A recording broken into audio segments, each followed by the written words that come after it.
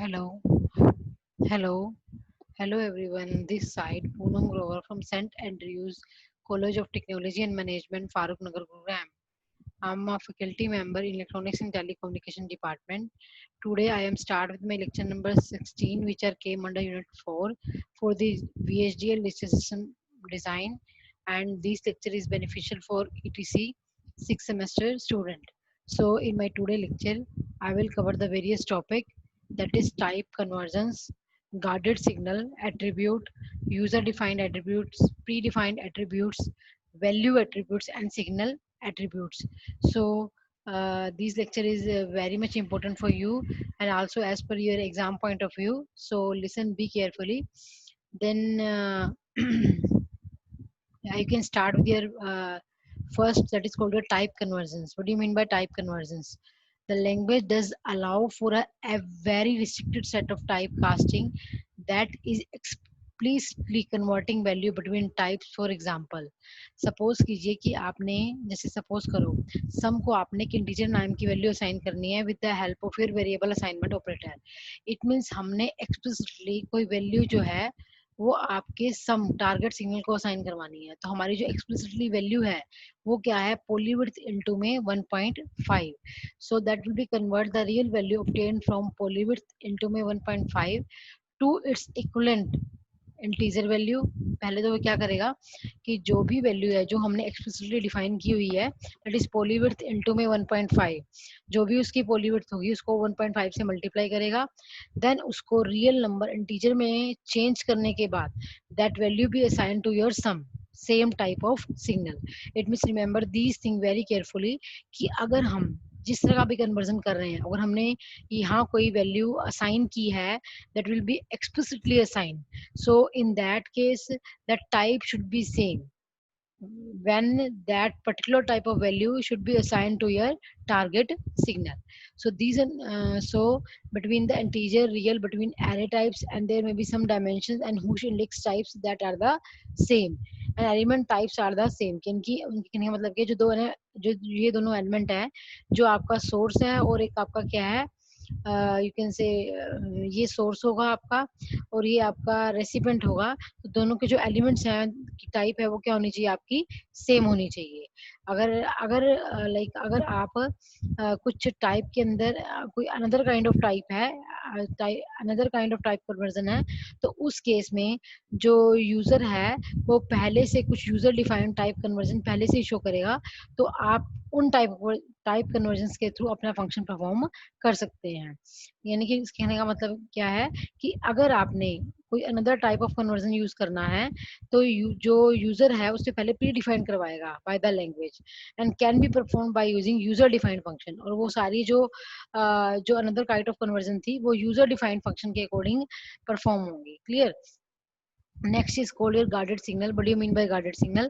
A guarded signal is a special type of signal that is declared to be a register or a bus kind its declaration. यानी कि guarded signal को declare करने के लिए guarded signal जो है ये special type, एक तरह का special type of signal है. इसको हम register या bus की form में declare करते हैं. क्लियर? तो आगे इसका एक एग्जांपल आएगा जिसके अंदर मैंने guarded को एज ए सिग्नल असाइन करवा रखा है, और जब वो गार्डेड सिग्नल एज ए बस की फॉर्म में वैल्यू असाइन कर रहा है, डिक्लेयर हो रहा है, तो वो अपनी वैल्यू को कैसे लाइक डिक्लेयर कर रहा है. अगर वो सिग्नल की फॉर्म में डिक्लेयर हो रहा है तो अपनी वो वैल्यू को कैसे डिक्लेयर कर रहा है, that will be see in the later part of the video. So that will be the syntax for your guarded signal. That is क्या होगा, सिग्नल लिस्ट ऑफ सिग्नल. यहाँ पे सिग्नल की लिस्ट होगी, देन एक रेजोल्यूशन फंक्शन होगा signal type के लिए. ठीक है? जिस अकॉर्डिंग सिग्नल की टाइप होगी उसके अकॉर्डिंग रेजोल्यूशन फंक्शन क्या होगा, आपका कॉल होगा. तो सपोज करो कि आपने रजिस्टर या बस काइंड यूज कर रखी है, तो रजिस्टर में आपका जो सिग्नल है वो रेजोल्यूशन फंक्शन की फॉर्म में कॉल होगा और बस में वो नहीं होगा. यानी कि इन दोनों में से किसी एक में रेजोल्यूशन फंक्शन कॉल होता है, अदर में नहीं होता है. देन सिग्नल की काइंड होगी, फिर इस तरफ कोई एक्सप्रेशन होगा, उस एक्सप्रेशन की वैल्यू को हम उस सिग्नल को क्या कर देंगे, असाइन करेंगे. So a guarded signal must be resolve signal that it must have a resolution function associated with it. अगर गार्डेड सिग्नल जो है वो आपका सिग्नल की फॉर्म में है, तो वो एक रेजोल्यूशन फंक्शन को क्या करेगा, कॉल करेगा, उसके साथ एक रेजोल्यूशन फंक्शन होगा। Also the signal can be assign value under the control of guard expression. और यानी कि उसके कहने का मतलब ये है कि अगर आपका जो गार्डेड सिग्नल है, it is your guarded signal, ठीक है, गार्डेड सिग्नल जो भी होगा, अगर उसके साथ कोई रेजोल्यूशन फंक्शन आप कॉल करवा रहे हो, उस टाइम पे क्या होगा कि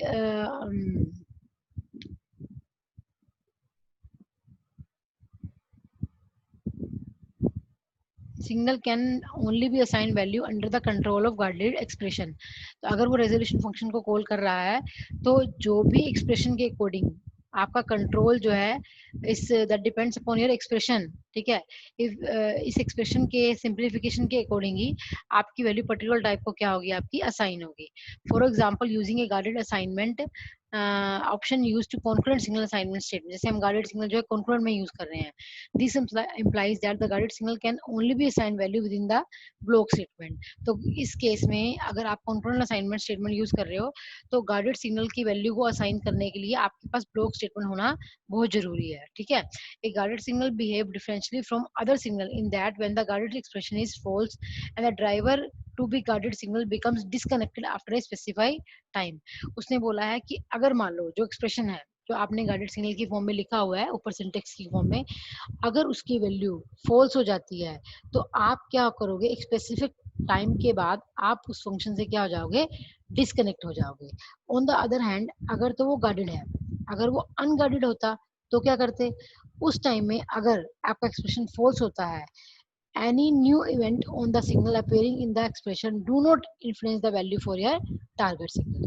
यानी कि अगर तो वो आपका जो भी एक्सप्रेशन है जो कि आपका गार्डेड सिग्नल की फॉर्म में है, अगर उस एक्सप्रेशन की वैल्यू फाल्स हो जाती है, तो आप उस पर्टिकुलर एक्सप्रेशन से डिस्कनेक्ट हो जाओगे आफ्टर ए स्पेसिफाइड टाइम के बाद। लेकिन अगर आपका जो सिग्नल है वो गार्डेड की बजाय क्या है, अनगार्डेड है, तो उस टाइम पे जो एक्सप्रेशन है वो अपनी वैल्यू कंप्यूट करने के बाद टारगेट सिग्नल को असाइन नहीं करेगा। क्लियर, टारगेट सिग्नल को असाइन नहीं करेगा अगर वो क्या है, अनगार्डेड है। The driver continues to drive the target signal within the old value. तो जो आपका ड्राइवर है उस केस में वो अपनी ओल्ड वैल्यू से ही आपके सिग्नल को वैल्यू क्या करेगा, जो भी उसकी लास्ट इवेंट की वैल्यू होगी वही उसको क्या हो जाएगी, असाइन हो जाएगी। So that is a difference between your guarded and your unguarded signal. अगर वो गार्डेड है तो क्या होगा, आपका जो भी एक्सप्रेशन है अगर वो उस एक्सप्रेशन की वैल्यू फाल्स क्रिएट होती है, यानी वो एक्सप्रेशन आपका फाल्स की फॉर्म में शो होता है, तो वो एक्सप्रेशन एक पर्टिकुलर स्पेसिफाइड टाइम के बाद डिस्कनेक्ट हो जाएगा। अगर वो अनगार्डेड है तो कभी भी वैल्यू राइट साइड पे कंप्यूट होने के बाद लेफ्ट साइड को असाइन नहीं करेगा। क्लियर। सो उसके बाद क्या है, उसने एक एग्जांपल लिया हुआ है गार्डेड की फॉर्म में। तो उसने क्या किया, गार्डेड और अनगार्डेड, जो आपका गार्डेड में है उसने ऑर्बिट रजिस्टर ले लिया और अनगार्डेड में उसने एंड बिट की फॉर्म में शो किया हुआ है। क्लियर। तो that thing listen be carefully कि आपने जब वो लाइक गार्डेड है या अनगार्डेड है तब वो अपना फंक्शन कैसे परफॉर्म करेगा। तो उसने ये बोला है अगर गार्डेड सिग्नल के अंदर आ रहे हो तो उसके लिए एक ब्लॉक स्टेटमेंट होना जरूरी है। तो आपने B1 ब्लॉक किया, उसके अंदर कोई गार्डेड एक्सप्रेशन की वैल्यू लिखी, बिगिन किया, आप इस गार्ड एक्सप्रेशन को चेक करोगे। अगर ये सिग्नल क्या है, गार्डेड सिग्नल है, तो क्या होगा, जो एक्सप्रेशन 1 है वो अपनी वैल्यू किसको असाइन कर देगा, गार्डेड सिग्नल को, और एक्सप्रेशन 2 किसको करेगा, अनगार्डेड सिग्नल को असाइन करेगा। यानी कि उसने दो फंक्शन डिक्लेयर करवा रखे हैं कि गार्डेड है तो गार्डेड सिग्नल को करेगा, अनगार्डेड है तो वो अनगार्डेड को करेगा। ठीक है, ये ब्लॉक क्या हो गया, B1 एंड हो गया।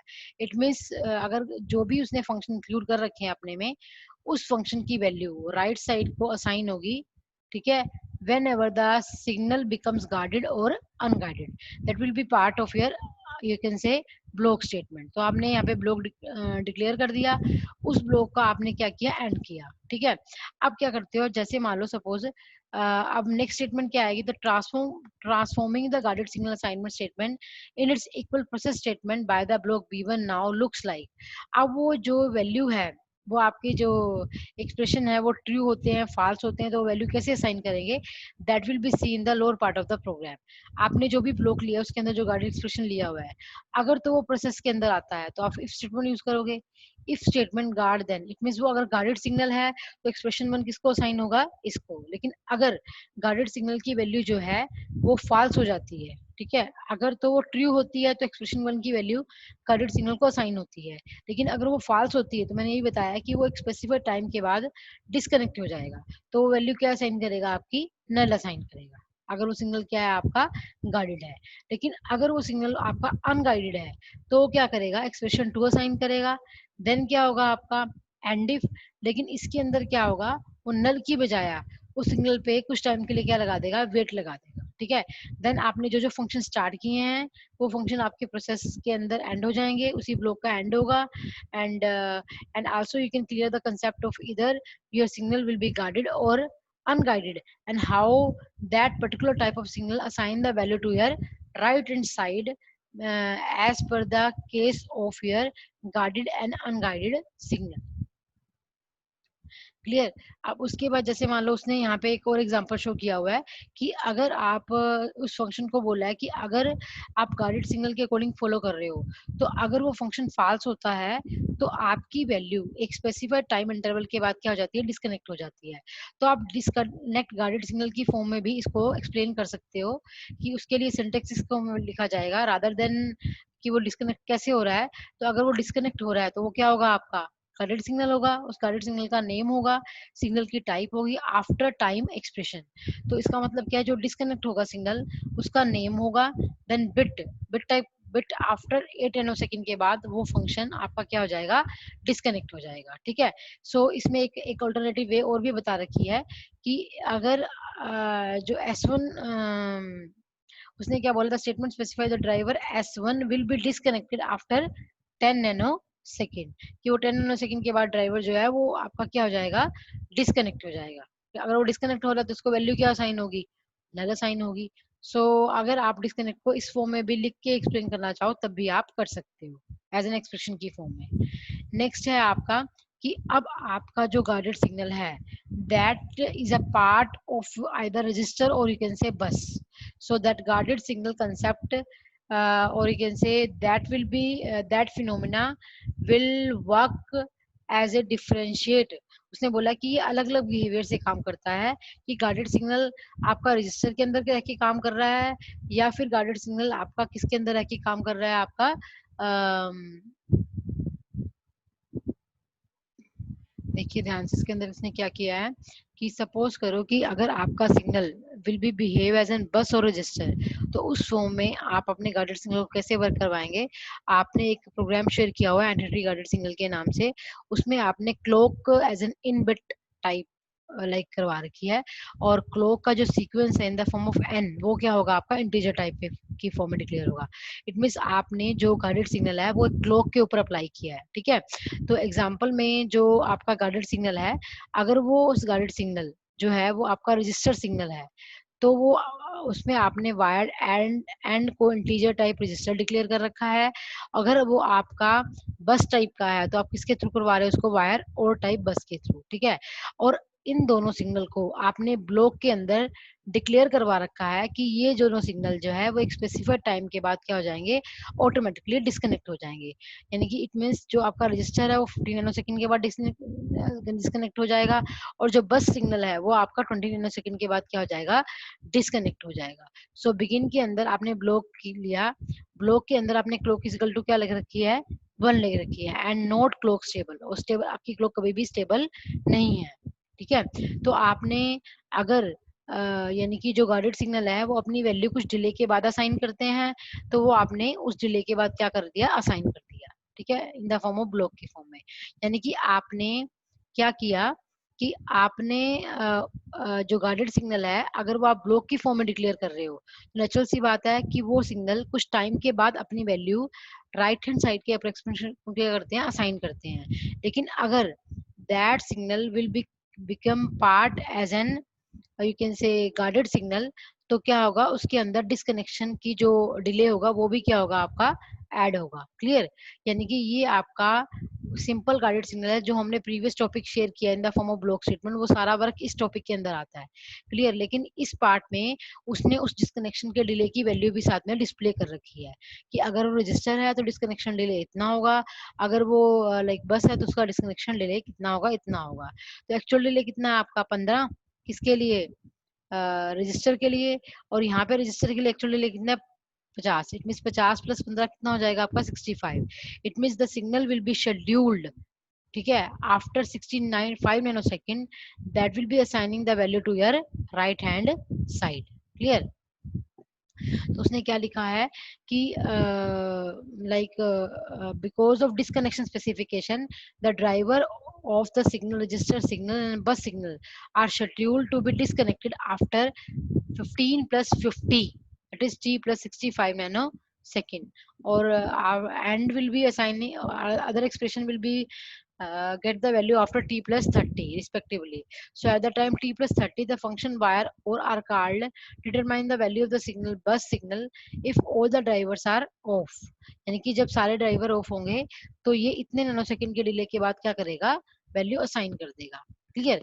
तो मैं एक बार दोबारा फिर ये टॉपिक को क्लियर करती हूँ आपके साथ। उसने क्या बोला है, आपने पीछे जो किया है कि आपके गाइडेड सिग्नल के लिए ब्लॉक स्टेटमेंट होना जरूरी है, तो यहाँ पे आपने ब्लॉक स्टेटमेंट की फॉर्म में फंक्शन डिक्लेयर किया हुआ है। लेकिन आपको ये भी पता है कि जो स्टेटमेंट ब्लॉक के अंदर आती हैं वो एक स्पेसिफाइड डिले के बाद अपनी वैल्यू पर्टिकुलर टारगेट सिग्नल को असाइन करती हैं। लेकिन हमने ऊपर जो है वो बाय डिफॉल्ट जो डिस्कनेक्शन डिले वो पहले से डिक्लेयर कर रखा है। तो जो डिस्कनेक्शन डिले होगा, clear, that plus your guided signal delay वो ऐड हो जाएंगे। तो अगर रजिस्टर है तो रजिस्टर के केस में वो कितना है, यहाँ 15 है और यहाँ कितना है 50 है। तो न्यू टाइम कैसे शेड्यूल होगा, t + 50 + 15, that is called your 65 second. And for your AND logic, that is 10 + 20, t + 30. It means the new value for OR is 65 and for the AND is 30 nanosecond. Clear. So that topic I think clear you. Next you can come with your attribute. What do you mean by attribute? Attributes जो होते हैं वो values भी होती हैं, कुछ function होते हैं, type है, range है, signal है, और एक constant that can be associated with certain names within the visual description. यानी कि अगर वो कुछ भी है, चाहे वो वैल्यू है, चाहे वो फंक्शन है, चाहे वो टाइप है, चाहे वो रेंज है, लेकिन उसका कोई स्पेसिफाइड नेम है, तो उस स्पेसिफाइड नेम को हम VHL डिस्क्रिप्शन लैंग्वेज में हम एट्रीब्यूट कहते हैं। These name could be among other any entity name, an architecture name, label और signal, कुछ भी हो सकते हैं। For example, जैसे मान लो उसने एट्रीब्यूट का आगे you can came with your different type of attribute. The one is called your user defined attribute. जैसे जो फंक्शन जो एट्रीब्यूट आपके यूजर डिफाइन करता है, यानी कि they are declare using using attribute declaration. यानी कि अगर यूजर डिफाइन करता है तो वो सबसे पहले जो उसने एट्रीब्यूट डिफाइन किए हैं उसके लिए वो क्या करेगा, एट्रीब्यूट डिक्लेरेशन करेगा। And attribute declaration declares an attribute name and its type and as a following form. जो भी एट्रीब्यूट डिक्लेरेशन होगी उसके अंदर हम उस एट्रीब्यूट का नेम, उसकी टाइप को स्पेसिफाई करवाते हैं। क्लियर। तो देखो ध्यान से देखिए उसने क्या किया है। अगर यूजर डिफाइंड एट्रीब्यूट है तो उसका सिंटेक्स क्या होगा, आपका एट्रीब्यूट होगा, एट्रीब्यूट नेम होगा, देन उसकी वैल्यू और टाइप होगा।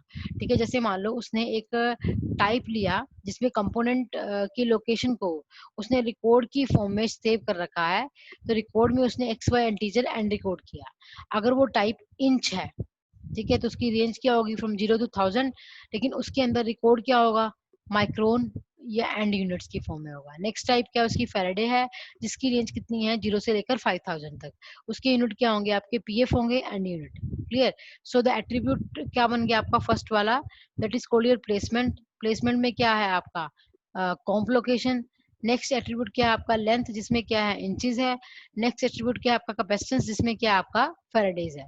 तो ये सारी चीजें जो है that is will be defined by user. So that is a keyword which we can use as per the general VHDL implementation through a program.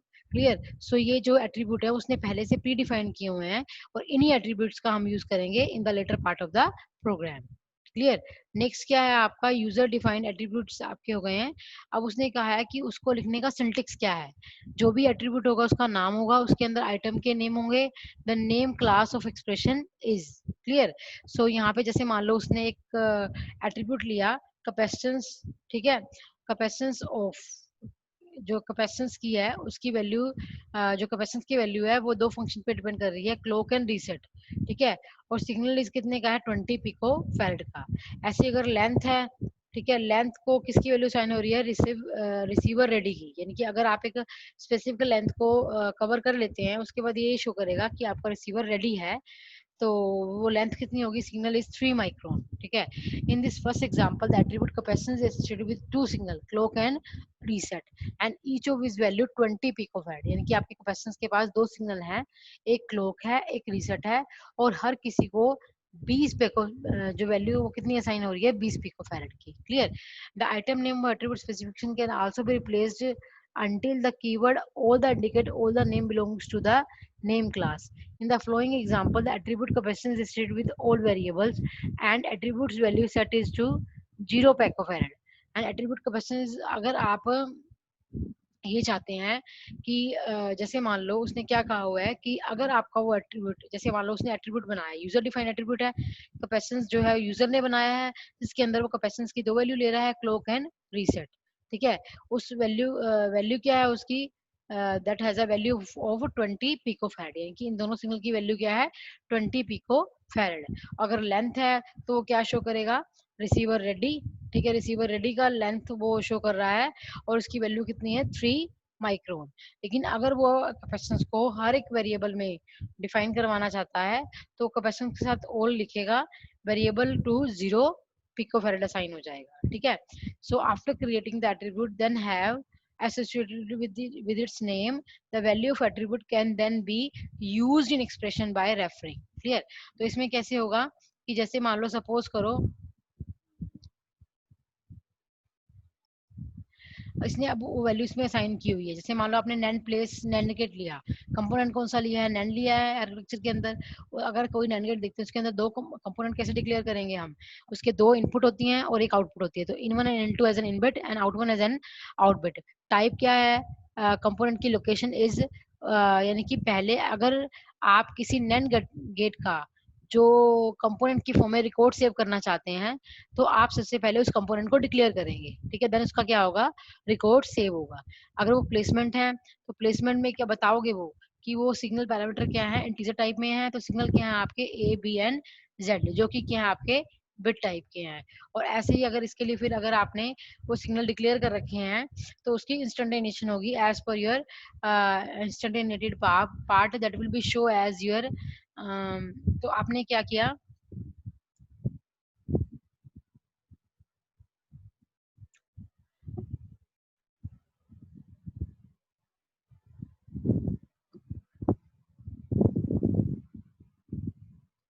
Sorry, इसमें क्या कर रखा है कि आपने एक नैंड गेट लिया, उस नैंड गेट के कंपोनेंट को आपने डिक्लेयर किया। Clear, NAND gate is a part of your, you can say user defined attribute, ठीक है। तो यूजर ने पहले इसको डिक्लेयर किया हुआ है, तो अगर आप किसी नैंड गेट को देखें तो उसकी दो इनपुट होती है और एक आउटपुट होती है, तो in one and in two as an in bit and out one as an out bit and component हो गया। नेक्स्ट क्या करना है आपने, उस लाइक जो भी आपने कंपोनेंट डिक्लेयर कर रखा है उसकी लोकेशन को रिकॉर्ड की फॉर्म में डिस्प्ले कर रखा है, X Y as an integer and record, ठीक है। नेक्स्ट क्या किया आपने कि जो लाइक जो कंपोनेंट की लोकेशन है, ठीक है, तो that will B depend upon your attribute placement. तो आपने एट्रीब्यूट प्लेसमेंट में लिख के कंपोनेंट की लोकेशन को क्या किया, डिफाइन किया है। एट्रीब्यूट प्लेसमेंट में जो है आपका कंपोनेंट क्या है, उसका नाम क्या है, of n1, label is 50 and 45, जिसके अंदर पैरामीटर कौन से हैं आपके एन1 के, जो प्लेसमेंट के पैरामीटर हैं, that is called your integer type, और सिग्नल कौन से हो जाएंगे आपके A B and Z. Clear, it means A B as an in bit N, यानी कि ये जो आपका इन वन है और इन टू है और आउट वन है, in one stand for a, into stand for b and out one stand for your z, so that signal will be declare here। so अगर पोर्ट में डिक्लेयर करेंगे तो वही सेम, पहले इनबिट देन आउटबिट, ठीक है। अब उन सिग्नल के जो पैरामीटर होंगे उसकी वैल्यू कैसे असाइन होगी, to multiplication with n1 placement x, ठीक है, एंड n1 प्लेसमेंट y, इन दोनों की वैल्यू ऐड होके आपके पैरामीटर की वैल्यू को क्या हो जाएगी, असाइन हो जाएगी। So user defined attributes are useful for annotating VHDL model with tool specific information. Next है आपका वैल्यू एट्रीब्यूट। तो वैल्यू में हम उसको कोई वैल्यू असाइन करवाते हैं, जैसे उसने इसने नंबर ऑफ एग्जांपल दे रखे हैं। वैल्यू एट्रीब्यूट में क्या, if T is an any scalar type और सब टाइप, जैसे मान लो टी को आप या तो कोई स्केलर टाइप बोल रहे हो या उसकी सब टाइप बोल रहे हो। तो अगर सपोज आपको लिखा होता है T comma left, it means the returns the left bound that is leftmost value is T. तो अगले वाले में उसकी राइट मोस्ट वैल्यू क्या होगी, टी होगी। ठीक है, अगर वो हाई या लो की फॉर्म में शो कर रहा है तो अपर बाउंड की वैल्यू क्या होगी, टी। अगर लोअर की बाउंड में है तो लोअर बाउंड क्या शो करेगा, टी। ठीक है, जैसे मान लो उसने एक एग्जांपल शेयर किया हुआ है, टाइप अलाउड वैल्यूज, जो वैल्यूज हैं वो 31 डाउन टू 0 है। ठीक है, और वीकडे की वैल्यू उसने मंडे से लेकर सैटरडे तक डिफाइन करवा रखी है। और वर्क डे में उसने जो वर्किंग डेज हैं of the weekday, it means आपकी सब टाइप क्या है, वीकडे की। ठीक है, में जो जो वर्क डे है वो आपकी सब टाइप है, और वीकडे आपकी, वीकडे क्या है आपका मेन। रेंज फ्रॉम, उसकी रेंज क्या लिखी है वर्किंग की, फ्राइडे टू मंडे, यानी कि सैटरडे संडे आपका यहाँ ऑफ है। तो आप इनमें वैल्यू कैसे साइन करेंगे, तो कैसे वैल्यू साइन होगी, अगर अलाउड वैल्यू लेफ्ट लिखता है, लेफ्ट पे क्या आएगा उसका 31, और राइट पे क्या आ जाएगा उसका 0। ठीक है, ऐसी अगर हाई है, हाई पे टॉप टॉप पे भी 31 होगा, लो है तो क्या होगा, वो 0 हो जाएगा अगेन। अगर वीकडे लेफ्ट है, लेफ्ट पे आपके वीकडे के लेफ्ट पे क्या आता है, संडे है, और वीकडे के राइट पे क्या आ रहा है आपका, सैटरडे है। क्लियर। ठीक है, अगर वो वीकडे हाई है, हाई पे वो क्या शो करेगा, राइट से शो करेगा। ठीक है, और वीकडे राइट है तो वो क्या होगा आपका, मंडे होगा। क्लियर। तो इस तरह से आप वैल्यू भी एक लाइक एट्रीब्यूट की फॉर्म में शो कर सकते हो। So that is called your value attributes.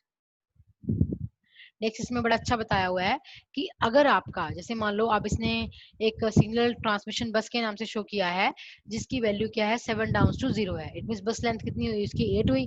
तो वो डिपेंड करता है कि आपका जो बीए है, ठीक है, वो आपका बिहेवियर का पार्ट है, स्ट्रक्चर का पार्ट है। अगर तो बिहेवियर है तो उसमें कोई भी स्ट्रक्चर प्रेजेंट नहीं होगा, और ना ही कोई कंपोनेंट क्या होगा, डिक्लेयर और इंस्टांट होगा।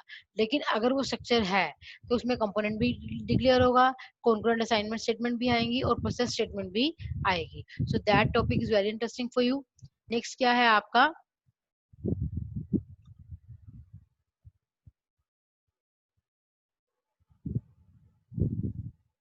Value attributes, that is the same which we can discuss in my previous video. अब वैल्यू असाइन करवानी है उन एट्रीब्यूट्स को। पहले हम उनको एज एन क्या ले रहे हैं यहाँ पे, यूजर डिफाइंड एट्रीब्यूट किए, फिर देन वैल्यू एट्रीब्यूट्स के अंदर हमने उसको वैल्यू असाइन की। देन आपका क्या है यहाँ पे, वन मोर उसने टाइप लिख रखी है वैल्यू एट्रीब्यूट के अंदर। जैसे मान लो टी पोज वी है, इसका मतलब क्या होगा कि returns the position number of the value V in the order list of value T. It means returns the position number of value V, यानी कि आपने वैल्यू वी क्या करनी है, रिटर्न करनी है in the order list of value T. T के अंदर कोई भी वैल्यू क्या करनी है, रिटर्न करनी है। इसके अंदर भी आपने क्या करना है, return the value of type that correspond to position P. जो पी पोजीशन को कोऑर्डिनेट कर रहा है उसकी वैल्यू को आपने रिटर्न करना है। अगर टी सक्सेसर शो किया हुआ है, it means returns the value parameter which position is one longer than position of value of V in T. यानी कि जो टी के अंदर वी वैल्यू है उसके अंदर जो वन बिट लार्जर होगा उसकी वैल्यू क्या होगी, आपकी रिटर्न्स होगी। ऐसे ही आपका टी के अंदर जो वी है उसके अंदर जो वन बिट स्मॉलर होगा उसकी वैल्यू क्या होगी, आपकी रिटर्न होगी। अगर वो टी लेफ्ट है देन क्या होगा, जो आपका value V in the type T, T के अंदर जो वी वैल्यू है उसके लेफ्ट से जो वैल्यू आएगी वो आपकी असाइन होगी। ऐसे ही सेम एज इन राइट। तो उसने लिख रखा है फॉर असेंडिंग रेंज में, अगर आप असेंडिंग रेंज में काम कर रहे हो तो आप क्या करोगे, असेंडिंग रेंज में राइट मोस्ट बिट जो होगी वो सक्सेसर होगी, और लेफ्ट मोस्ट बिट क्या होगी, आपकी प्रेडिसेसर होगी। ठीक है, ऐसे डिसेंडिंग ऑर्डर में उसका उल्टा हो जाएगा। डिसेंडिंग ऑर्डर में आपकी जो लेफ्ट बिट बुट है वो सक्सेसर की तरह काम करेगी, और राइट मोस्ट बिट आपकी प्रेडिसेसर की तरह काम करेगी। और उसने एक एग्जांपल और भी शेयर कर रखा है, जैसे उसने स्टेटस लिया, आपके पास 3 स्टेटस हैं, वो किस फॉर्म में है, या तो आप साइलेंट हो, या कुछ चीज सेंड कर रहे हो, या फिर क्या कर रहे हो, रिसीव कर रहे हो। साइलेंट में से वो वेटिंग में ही होगा। ठीक है, आपने सब टाइप बनाई डिले टाइम की, वो किसकी टाइम है, टाइम आपका मेन हो गया, और डिले टाइम टाइम की क्या हो गई है, सब टाइम हो गई है। उसकी रेंज क्या है, 15 डाउन टू 10। ठीक है। देन आपने क्या किया, स्टेटस के अंदर सेंड किया। अगर वो सेंड कर रहा है तो उसकी वैल्यू क्या होगी, 1 होगी। अगर स्टेटस वैल्यू 2 के अंदर उसने रिसीव किया है तो सामने लिखा आ जाएगा कि वो रिसीव कर रहा है, ठीक है। अगर डिले टाइम सक्सेसर की फॉर्म में शो कर रहे हो तो सक्सेसर की फॉर्म में क्या लिखा है, राइट मोस्ट वैल्यू साइन होगी, तो 21 के राइट में क्या आएगा, 22 आएगा। और पैसेंजर है लेकिन उसने कोई वैल्यू साइन नहीं कर रखी है तो वो क्या शो करेगा, एन एरर। ऐसे अगर लेफ्ट है तो लेफ्ट में क्या होगा, 29 के लेफ्ट में क्या होगा, 30 होगा, तो वो 30 असाइन करेगा। नेक्स्ट से ही टाइम जो है वो 29 क्या है, आपका सक्सेसर है। सक्सेसर मतलब कि आपने डिले टाइम लेफ्ट ऑफ 29 के लेफ्ट वाला टाइम क्या करना है, एज एन डिले की फॉर्म में डिस्क्राइब करना है, ठीक है। तो इस तरह हम जो भी लाइक आपकी वैल्यूज हैं वो कैसे आपकी राइट से लेफ्ट पे असाइन हो रही है, that depends upon the syntax you can write at the right hand side. Clear. So this is, जैसे मान लो उसने लिख रखा है स्टेटस प्रेजेसर रिसीव। अगर वो रिसीव कर रहा है, प्रेजेसर आपका रिसीव कर रहा है तो इसका मतलब वो क्या करेगा, सेंड करेगा। अगर लेफ्ट पे रिसीव कर रहा है तो उसका स्टेटस क्या आएगा कि वो लेफ्ट पे रिसीव कर रहा है। अगर वो साइलेंट है तभी वो क्या कर रहा है, सेंड कर रहा है, ठीक है। अगर राइट पे वो साइलेंट लिखा आ रहा है तो स्टेटस सक्सेसर क्या क्या आ जाएगा, साइलेंट आ जाएगा। तो इस तरह से वो एज पर योर सिचुएशन और condition that will be assigning the value to your value attributes। जैसे उसने यहाँ पे भी एग्जांपल शेयर कर रखा है, जैसे उसने लिखा है ए लेफ्ट एन, इट मीन्स क्या हुआ कि returns the left bound of the nth dimension of the array, कि आपने जो लेफ्ट वैल्यू है, लेफ्ट बाउंड वैल्यू है वो क्या करनी है, आपने रिटर्न करनी है किसमें से, nth डायमेंशन में से। और return the right bound with nth dimension and same as for your other. अगर लो है तो वो लोअर से होगा, अगर हाई है वो तो कहाँ से होगा, आपका अपर से होगा, ठीक है। ऐसे ही अगर वो असेंडिंग ऑर्डर में है, अगर लेफ्ट से है तो वो लो वैल्यू असाइन करेगा, अगर राइट से है तो वो हाई वैल्यू असाइन करेगा। डिसेंडिंग में आपका लेफ्ट का क्या हो जाएगा, उल्टा हो जाएगा, ठीक है। तो जैसे मान लो उसने एक एग्जांपल शेयर कर रखा है यहाँ पे, वो क्या बताया है कि आपकी जो टाइप है वो कोस टाइप की है और वो एरे की फॉर्म में है। उस एरे को आपने 2 टाइप्स में डिस्प्ले कर रखा है। एक तो एरे जो है वो आपका 7 डाउन टू 0 है, और जो इंटीजर की रेंज है जो 0 to 3 की फॉर्म में है, ठीक है। वेरिएबल के अंदर आपने कोस्ट मैट्रिक्स लिखा, जिसको कोस्ट टाइप की वैल्यू क्या होगी आपकी, काम करेगी। आप देखो कोस्ट मैट्रिक्स जो भी ले रखी है, अगर वो लेफ्ट टू लिखता है तो लेफ्ट टू जो होगा, टू से अगर लेफ्ट टू मतलब कि अगर लेफ्ट से आप 2 जाओगे तो कौन सी वैल्यू आ जाएगी आपकी, 0 ही आएगी। क्लियर। ऐसे ही अगर लेफ्ट लो लिखोगे तब भी वो क्या रहेगी आपकी, 0 रहेगी। लेकिन अगर राइट पे आते हो तो राइट पे क्या आ रहा है आपका, वैल्यू 3 आ रहा है। अगर हाई पे जा रहे हो तो क्या आएगा आपका, 7 आ जाएगा। क्लियर। तो ये जो आपकी 7 डाउन टू 0 है, ये आपकी अप और बॉटम वैल्यू डिफाइन कर रहा है, और 0 to 3 वो आपकी आपकी राइट एंड लेफ्ट वैल्यू क्या कर रहा है, उस कोस्ट मैट्रिक्स के अंदर असाइन कर रहा है। तो इस तरह से आप किसी मैट्रिक्स को देखते ही पहचान जाओगे कि कौन सी वैल्यू लेफ्ट राइट लो आपकी कैसे असाइन हो रही है किसी पर्टिकुलर टाइप के एट्रीब्यूट्स। क्लियर। नेक्स्ट उसने एग्जांपल दिया हुआ है एक टाइम की फॉर्म में, उसने एक सिग्नल क्लॉक लिया जो कि क्या है आपका बिट टाइप है, ठीक है। उस सिग्नल को 5 नैनो सेकंड लगते हैं फॉर पूरा सेटअप होने में। तो सिग्नल ए आपका बिट टाइप है, सिग्नल के अंदर मैंने काउंट को एज एन इंटीजर क्या करवा रखा है, डिक्लेयर करवा रखा है। तो वो वेट करेगा क्लॉक व्हेन 1, अगर आपका क्लॉक के ऊपर कोई इवेंट अकर होता है तो उस केस में क्या होगा कि now a last event that will be less than your setup time, ठीक है। तो अगर ये चीज क्या है, उसने प्री डिफाइंड पहले से डिक्लेयर करेगा, इसका मतलब क्या है कि क्लॉक 1 है तो इट मीन्स वो राइजिंग एज पे काम करेगी हमेशा। लेकिन अगर आप उसने बोला था कि आपने अगर कोई फंक्शन करवाना है तो यूजर सबसे पहले उस फंक्शन को पहले बताएगा कि वो किस अकॉर्डिंग काम कर रहा है। नाउ ये last event less than setup time, अगर आपका जो लास्ट इवेंट है उसकी वैल्यू सेटअप टाइम से कम है तो ये प्री डिफाइंड है। Clear. Then function that returns the current simulation time count is equal to 20 and count last value is equal क्या हो जाएगा आपका, 10 हो जाएगा। And the last one is called your signal attribute. Signal यानी कि signal, अगर आप किसी सिग्नल से डील कर रहे हैं तो किस फॉर्म में लिखा आता है। जैसे मान लो सिग्नल डिले है, सिग्नल स्टेबल है, सिग्नल क्विट कर रहा है या सिग्नल ट्रांसैक्शन कर रहा है, तो ये सारे एट्रीब्यूट्स आपको गिवन होंगे। इन एट्रीब्यूट्स को देखते ही आप क्या करोगे, सिग्नल की वैल्यू को असाइन करोगे। अगर सिग्नल डिले है तो इट मीन्स क्या होगा, the new signal that is same type as a signal S but it delayed from S by a time T, यानी कि जो न्यू सिग्नल एस है वो एक टाइम डिले के बाद क्या कर रहा है, अपनी वैल्यू असाइन कर रहा है। अगर वो स्टेबल है तो वो किसी बुलियन कंडीशन के ट्रू होने का वेट कर रहा है। When the signal S has not had any event for a time t, जैसे सिमुलेशन टाइम में t के अंदर अगर उसके ऊपर कोई इवेंट अकर नहीं होता है, तो if t is not satisfy, अगर वो स्टेबल टाइम के अंदर सिमुलेशन टाइम t को कुछ भी स्पेसिफाई नहीं कर रहा है, अगर वो स्पेसिफाई कर रहा है तो इसका मतलब उस टाइम के बाद वो बुलियन एक्सप्रेशन क्या हो जाएगा, ट्रू हो जाएगा, और उसके अकॉर्डिंग आपकी वैल्यू क्या हो जाएगी, राइट हैंड साइड को असाइन हो जाएगी। लेकिन अगर वो टी की कोई वैल्यू स्पेसिफाई नहीं करता है, इट मीन्स क्या हुआ कि वो बाय डिफॉल्ट किसकी कौन सा डिले लेगा, यहाँ पे डेल्टा डिले की फॉर्म में लेगा। ऐसे same for quit creates a boolean signal that is true when s has not been active for a time t। जैसे मान लो s जो है वो कुछ टाइम के लिए आपका एक्टिव नहीं है, तो इसका मतलब क्या करोगे, आप क्विट करोगे उस चीज से। ठीक है, तो आप किसी बुलियन एक्सप्रेशन के वेट के ट्रू होने का वेट कर रहे हो। जैसे ही बुलियन एक्सप्रेशन ट्रू होगा, उस टाइम में क्या होगा, आप उस फंक्शन से क्या कर जाओगे, क्विट कर जाओगे। ठीक है, नेक्स्ट क्या है, S transaction creates a bit type signal that toggles it's value every time when A signal becomes active. जैसे जैसे सिग्नल एस जब भी एक्टिव होगा, तभी आपकी वो ट्रांजैक्शन जो है वो टॉगल की फॉर्म में वहां क्या होगी, शो होगी। तो ये सारे कीवर्ड्स हैं, इन कीवर्ड्स के थ्रू आप कोई भी वैल्यू किसी सिंगल टाइप के एट्रीब्यूट को असाइन कर सकते हो। एक आगे मैंने एग्जांपल भी शेयर किया हुआ है, जैसे मान लो क्लॉक स्क्यू है। क्लियर, तो क्लोक स्क्यू मतलब कि आप एक क्लॉक टाइप पे सिग्नल ले रहे हो जिसका आपने ऑफ और ऑन पीरियड मेंशन किया हुआ है। अगर उस क्लॉक के अंदर आप डिले देते हो, तो डिले कितने का है, जैसे मान लो 7 नैनो सेकंड के बाद वो 1 हुई है, तो डिले जैसे ही ये उसको एट्रीब्यूट मिलेगा सिग्नल का, वो उसी फॉर्म में उस फंक्शन को क्लॉक को दिखाना शुरू कर देगा। अगर क्लॉक स्क्यू स्टेबल है, स्टेबल मतलब कि वो कितने टाइम के लिए ऑन है और कितने उसका ऑन और ऑफ टाइम क्या होगा, सेम होगा। तो 6 नैनो सेकंड के लिए वो फॉल्स है, then true, then again false, then true, तो that phenomena will be going on.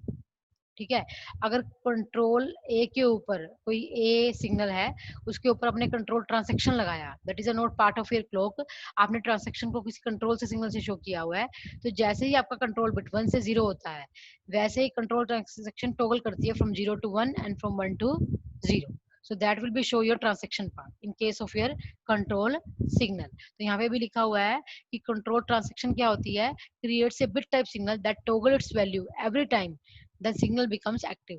जब जब सिग्नल आपका एस एक्टिव होगा, तब वो सिग्नल क्या करेगा, हमेशा टोगल करेगा।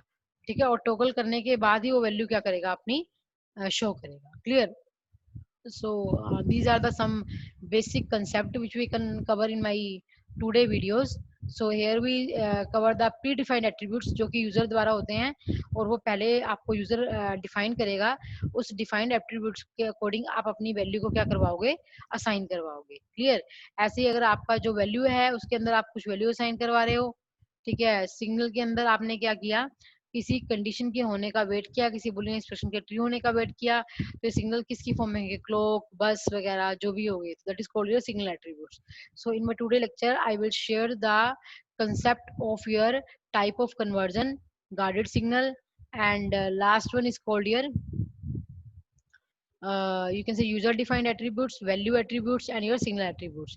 तो इसके ऊपर आपको एग्जाम में लाइक ऐसे आ सकता है, right A short note on user defined attributes और सिग्नल, और यू कैन से last one is called your type attribute. तो इस तरह भी आ सकता है, या फिर short note on type of conversion and guarded signal. Guarded signal के ऊपर हमेशा एग्जाम में मैक्सिमम 10 मार्क्स का क्वेश्चन आया हुआ है। सो गार्डेड सिग्नल को बड़े अच्छे से आप रीड करके जाना। अगर उसके बाद में आपको डाउट रहता है तो आप मेरे से पूछ सकते हो। Thank you for listening my lecture।